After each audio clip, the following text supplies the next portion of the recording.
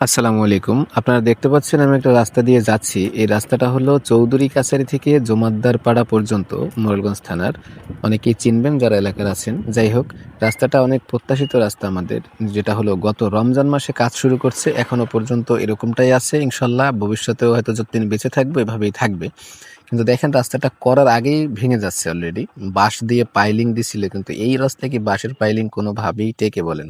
তারপর ওনারা দিয়ে যাচ্ছে। মানে কথা হলো গিয়ে যে রাস্তা নিতেই হবে, সে খালের উপর দিয়ে নিতে হলেও। কিন্তু একটু সাইডে সরানো যাবে না। এখানের যে বাড়ির মালিক যারা, যাদের বাড়ি তারা বলছিল যে আপনারা বাড়ির ভিতর দিয়ে বা মানে আমাদের জায়গার উপর দিয়ে রাস্তাটা নেন, আমরা গাছ কেটে দিচ্ছি, সমস্যা নাই। আমাদের জায়গা যাক, কিন্তু আমাদের রাস্তাটা ভালো হয়। কিন্তু কি কারণে তারা এখান থেকেই নিল জানি না, তাদের খরচা বেশি হবে নাকি সেটা তারাই ভালো বলতে পারবে। মানে বালু দিয়ে এমন ভাবে দিছে যাতে একটু জোয়ারের পানি পাইলে মোটামুটি আবার নেমে যাবে, সব নষ্ট হয়ে যাবে। কিন্তু কথা হলো যে রাস্তা দেখাইতে পারলেই তো হবে, তারপরে টিকবে না না টিকবে সেটা তো যারা চলাচল করবে তাদের ব্যাপার। আমার কথার ভুল ত্রুটি ক্ষমা সুন্দর দৃষ্টিতে দেখবেন।